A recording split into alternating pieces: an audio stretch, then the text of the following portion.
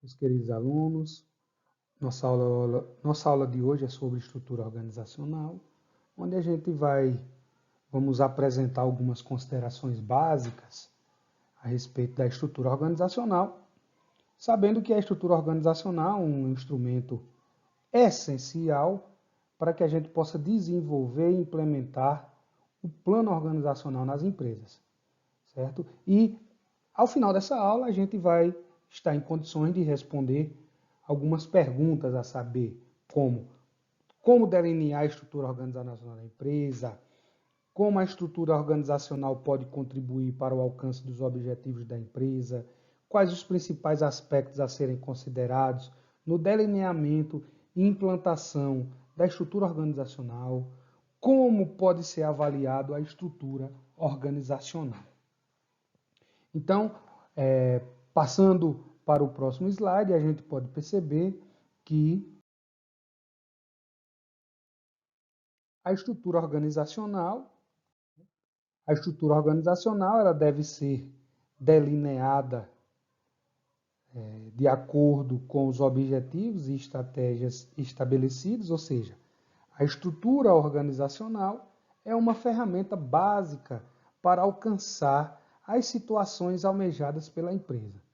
Então, pessoal, antes de se definir a estrutura organizacional da empresa, é necessário a gente conceituar a função organização, pois a estrutura organizacional ela é um instrumento básico para a concretização do processo organizacional na empresa. Então vamos lá, vamos ao conceito de organização. Organização da empresa é a ordenação e o agrupamento de atividades e recursos visando o alcance dos objetivos e resultados pré-estabelecidos. Lembrando, pessoal, que para que a gente possa ter uma adequada organização, né, a empresa, a gente tem que considerar o desenvolvimento de alguns aspectos, principalmente os seguintes. Primeiro, a estrutura organizacional, né, representado pela palavra, representada pela organização, né, que é a letra O da OSM. Né? Então, nós vamos também as rotinas e os procedimentos administrativos, que são representados pela letra M, que é OSIM. Sistemas a gente já estudou no período passado. E também estudamos nas primeiras aulas, enquanto elas eram ainda presenciais. Então agora vamos para o conceito das três funções, outras funções básicas que a gente pode observar. E aí, pessoal, a gente tem a função das básicas da administração. Primeiro, planejamento da empresa, né? A gente já conceituou organização, nós vamos agora conceituar planejamento, que ele representa o estabelecimento de objetivos e resultados esperados, bem como das estratégias e meios mais adequados para alcançar esse estudo futuro desejado. Já a direção representa a orientação e a coordenação, motivação, liderança de atividades, seja de recursos humanos, financeiros, tecnológicos, materiais e equipamentos, e sempre visando alcançar os objetivos e resultados esperados. O controle da empresa representa o acompanhamento, a avaliação dos resultados, os resultados que são apresentados em relação aos objetivos e os resultados esperados da empresa. E, pessoal, na prática, né, além desses 4 elementos aí, organização que a gente conceituou na lâmina passada, planejamento, direção e controle que nós acabamos de conceituar, a gente tem uma quinta função que está aí, que a gente pode ver aqui, deixa eu mostrar aqui para vocês, que está aqui no centro, que é a gestão de pessoas. A gestão de pessoas, que está aqui, as pessoas é quem possui e operacionaliza os conhecimentos necessários para o desenvolvimento das atividades empresariais, de forma direcionada aos resultados esperados. Então, a gestão das pessoas ela é altamente importante dentro dessas funções de administração. E também, pessoal, na realidade, a gente pode considerar as mudanças planejadas na estrutura organizacional como um meio eficaz para melhorar o desempenho do sistema empresarial.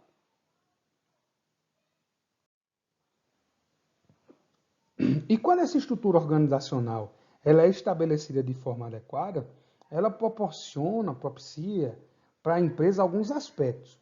Né? E o primeiro aspecto é identificação das tarefas que são necessárias para o alcance dos objetivos, organização das funções e das responsabilidades, bem como também os níveis de autoridade, né, que tem dentro da empresa. As informações, os recursos, os feedbacks, tanto para a gestão da empresa, como também para os funcionários. Como também a medida de desempenho, que era compatível com os objetivos a serem alcançados. E também as condições motivadoras para que a gente possa realizar as tarefas estabelecidas. E agora vamos passar para o que a gente considera importante, que é a estrutura formal e a estrutura informal da empresa. E aí, a estrutura, pessoal, vamos começar um pouquinho sobre a estrutura informal. A estrutura informal, como vocês podem ver aí, é a rede de relações sociais e pessoais que não é estabelecida ou requerida pela estrutura formal. A estrutura formal você já sabe qual é. Estrutura formal a gente vai ver aí na frente, mas todo mundo aqui, todo mundo que já estudou comigo, sabe o que é estrutura formal, que a gente viu lá em TGA 1 e 2. Então, a estrutura informal, ela surge da interação social das pessoas e significa que se desenvolve espontaneamente quando as pessoas se reúnem. Portanto, ela apresenta relações que usualmente não aparecem no organograma. E aí, pessoal, essa abordagem na estrutura informal, ela está nas pessoas e em suas relações. Enquanto a estrutura formal, ela dá ênfase a posições em termos de autoridades e responsabilidades. Então, essa é a grande diferença entre a autoridade formal e a autoridade informal. E só lembrando também que os gerentes, a alta gestão da empresa, ela sempre gostaria, sempre queria, né, ter um controle maior sobre a estrutura informal, porque isso torna o trabalho mais simples e envolve menos preocupação. Né? Mas do ponto de vista deles, a estrutura informal, né, do ponto de vista da alta gestão, do pessoal do controle, a estrutura informal ela é um empecilho e que regularmente a estrutura informal ela oferece as resistências às ordens formais. Né? E você sabe que já existem as resistências naturais, né? Que o ser humano ele é resistente às mudanças, às resistências normais do dia a dia. Né? E aí, com o grupo, a estrutura informal, ela oferece uma resistência maior às ordens formal, ou ela altera, né? Porque o grupo vai fazer o que ele quer, ou ainda, né, cumpre um procedimento diferente do desejado. Ah, não vamos fazer assim não, vamos fazer assado. Né? Então, independente, né, se é útil, se é prejudicial, né, a gestão da empresa, ela percebe que a primeira característica da estrutura informal é não poder ser extinta, porque ela não pode ser extinta. Se você extinguir a estrutura informal, você está extinguindo a própria empresa. Por quê? Porque ela é inerente a juntar grupos, juntar pessoas. Juntar pessoas existe o grupo informal. E a gente já estudou isso lá atrás, que o grupo informal ele se junta, né? Ele se forma por afinidades. Né? Seja afinidade de morar no mesmo bairro, gostar do mesmo time de futebol, gostar de uma determinada música, trabalhar no mesmo setor, então é inerente à estrutura formal. Então, enquanto houver pessoas dentro da empresa, sempre vai haver grupos informais. E aí, pessoal, antes de passar para vantagens da estrutura informal, né, a gente tem que lembrar uma coisinha que eu não falei no slide passado, que é que a estrutura formal, às vezes, complementando o que eu tinha falado, na verdade, né, ela é considerada como uma força negativa do grupo de trabalho, mas nem sempre isso ocorre. Por quê? Se os interesses e os objetivos deste grupo estão integrados com o da empresa, então eles trabalharão pelos objetivos da empresa, em vez de trabalhar contra.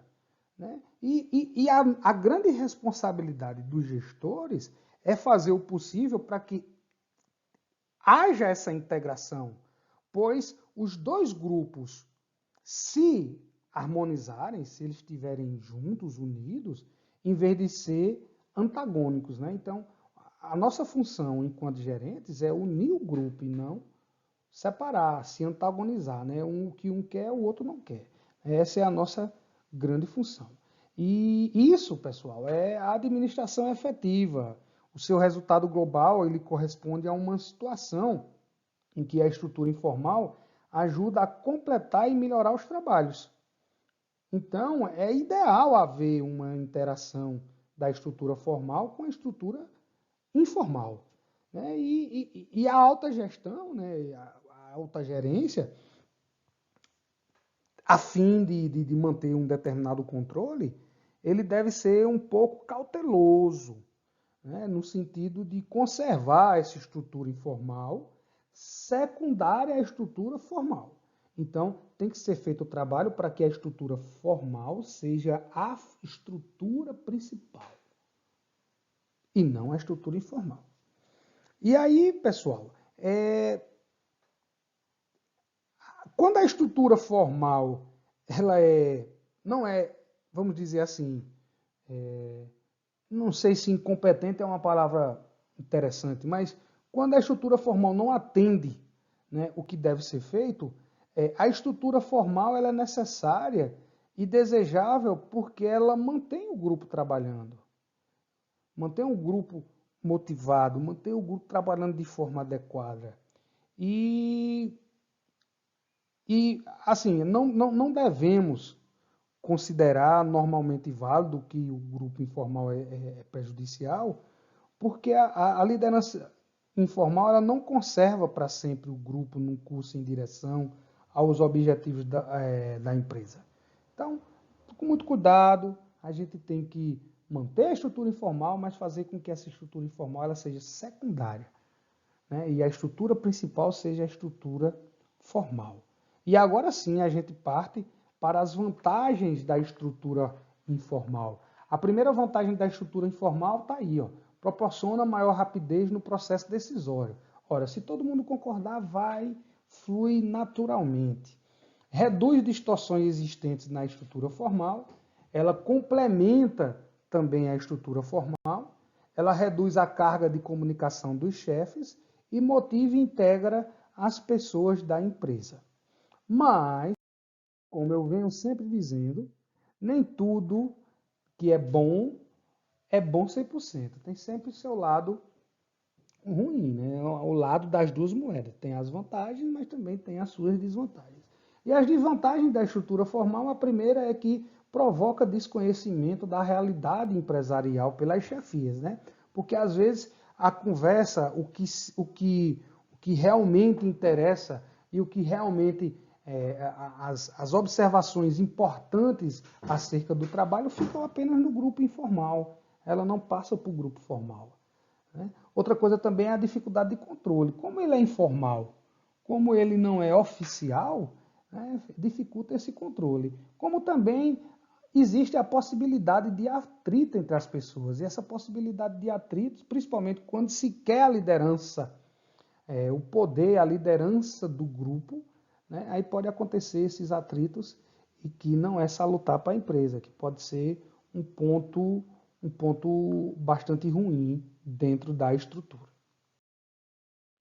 Os fatores que condicionam o aparecimento dos chamados grupos informais são interesse comum, como eu já falei, né? As afinidades, como a gente fala, interesse comum, que se desenvolve em certo número de pessoas, pode ser futebol, música, bairro, casados, solteiros, namorando, noivo, do mesmo setor, que gostam daquela série, quer dizer. E dentro da empresa a gente pode participar de vários grupos informais. Né? A gente participa de um grupo formal total e vários grupos informais que tem dentro. E aí temos também a interação provocada pela própria estrutura formal, né? E o grupo também pode aparecer por defeito na estrutura formal, né? Então, é o que eu já falei anteriormente, que é a questão do complemento, né? Ele complementa a estrutura formal. Ainda temos a flutuação do pessoal dentro da empresa, ao qual provoca normalmente a alteração dos grupos sociais informais. Como eu falei para vocês, a gente participa de vários grupos, e na medida que a gente muda de função, muda de setor, né, até mesmo muda de opinião, os grupos informais eles vão mudando também. Né? Os períodos de lazer, eles são bastante importantes, como eu falei para vocês, futebol, de gente que gosta de forró, gosta de rock, etc. Como também disputa pelo poder, né? Como nós já estudamos liderança, né, os tipos de liderança, né, e os tipos de autoridade, vocês sabem muito bem como é que funciona esse disputa pelo poder, para que isso faz com que os grupos informais apareçam. Já a estrutura formal, ela é um objeto de grande parte do estudo das organizações empresariais, e é aquela deliberadamente planejada e formalmente representada em algum de seus aspectos pelo organograma. O organograma nós vamos estudar isso em OSM 2. Nós vamos aprender a fazer, montar, mexer, vamos deitar e rolar em cima de organograma, mas por enquanto não é o nosso objeto de estudo, não. Então, estrutura organizacional, pessoal, é o instrumento, né, administrativo resultante da identificação, análise, ordenação e agrupamento das atividades e do recurso das empresas, incluindo o estabelecimento dos níveis da alçada e dos processos decisórios, visando o alcance dos objetivos estabelecidos pelo planejamento da empresa. Pessoal, naturalmente, né, essa estrutura organizacional ela não é estática, parada. Não é. O que poderia ser deduzido com base em um estudo simples, né, de sua representação gráfica, que é o organograma. Daqui a pouco, vocês vão ter aí vários organogramas que eu vou mostrar para vocês, certo? E a maioria dos planejadores, né, que adotam filosofia da satisfação, tenta deixar o lado do problema da estrutura organizacional, porque as propostas de mudança estrutural geralmente encontram oposição.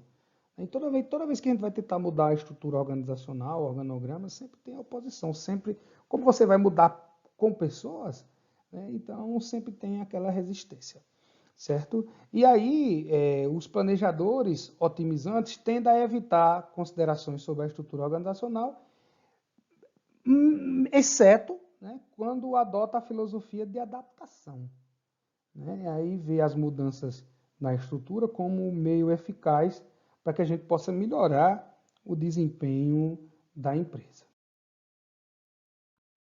E aí nós temos os objetivos do planejamento organizacional, que são identificar as tarefas físicas e mentais que precisam ser desempenhadas, agrupar, tá errado aí, né? É agrupar junto, não é agrupar, não existe essa palavra. Isso aí foi erro do computador, foi o computador que errou, viu?